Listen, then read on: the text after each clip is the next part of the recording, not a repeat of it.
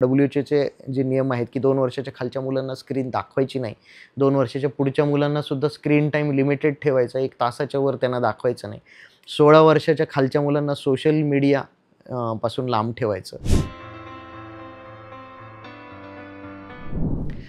नमस्कार, मी डॉक्टर सचिन वहाडणे. मी DNB paediatrics केलं आहे आणि मी असोसिएट प्रोफेसर ऑफ पीडियाट्रिक्स आहे आणि नगर शहरामध्ये स्टार किड्स हॉस्पिटल येथे मागच्या 17-18 वर्षापासून बालरोग तज्ञ म्हणून प्रॅक्टिस करतो आहे. आत्ताच एप्रिल महिन्यामध्ये ऑटिझम मंथ आपण साजरा केला.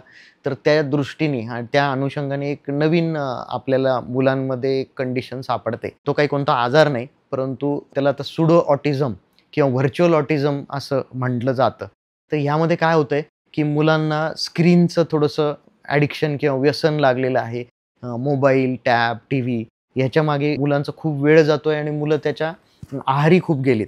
त्याच्यामुळे हे ऑटिझम ह्या ज्या न्यूरो डेव्हलपमेंटल डिसऑर्डर जी आहे, त्याच्यातलेच जे लक्षणं असतात, तशीच लक्षणं ह्या मुलांमध्ये आता दिसायला लागलेली आहेत. कारण ह्या मुलांचा मेंदूची अजूनही वाढ होत असते. साधारण 2 वर्षापर्यंत 90% मेंदूची वाढ होते. त्याच्यानंतर 5 वर्षापर्यंत अजून काही मेंदूची वाढ होते.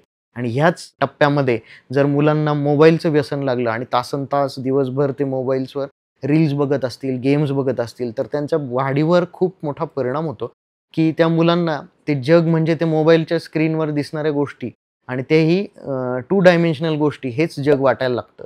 आणि त्याच्यामुळे काय होतं, की ऑटिझममध्ये दिसणारी जी लक्षणं आहेत, की त्याच्यामध्ये सोशल इंटरॅक्शनचा अभाव असतो, की मुलं माणसांशी, इतर मुलांशी बोलत नाहीत किंवा त्यांच्याशी नजरेला नजर लावत नाहीत किंवा काय होतं, की त्या एकच एक रिपिटेटिव्ह गोष्टी बघत असल्यामुळे त्यांना सारखं त्या रिपिटेटिव्ह गोष्टींची सवय होऊन जाते आणि त्यांचं एक ते रुटीन तेच फिक्स होऊन जातं. त्याच्या बाहेर त्यांना काहीच करायचं नसतं. ह्या मुलांचं पालकांशी म्हणा किंवा आजी-आजोबांशी म्हणा, भावंडांशी म्हणा, काहीच इंटरॅक्शन किंवा बोलणं वगैरे ह्या गोष्टी होत नाहीत आणि त्याच्यामुळे ऑटिझममध्ये दिसणारीच लक्षणं त्यांच्यामध्ये दिसायला लागतात. आता ही जी कंडिशन आहे ही रिव्हर्सिबल आहे, की आपण जर त्या मोबाईल किंवा स्क्रीनच्या ॲडिक्शनपासून बचाव केला मुलांचा, तर ही जी ऑटिझमची लक्षणं दिसायला लागलेली असतात या मुलांमध्ये, ती आपोआप नाहीशी होऊ शकतात. त्याच्यामुळे त्याला सुडो ऑटिझम किंवा व्हर्च्युअल ऑटिझम असं नाव आहे. ती काही अशी काही मेडिकल डिसऑर्डर नाही, परंतु या स्क्रीनच्या ॲडिक्शनमुळे दिसणारी गोष्ट आहे.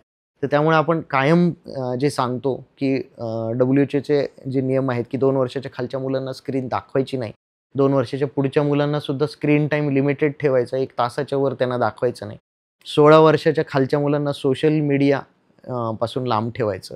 असे काही कायदेसुद्धा काही देशांमध्ये आता झालेत, परंतु त्याचा अजूनही आपल्या देशामध्ये फारसा माहिती नाही पालकांना आणि त्याच्याबद्दल थोडंसं जास्त विचार करण्याची आपल्याला गरज आहे.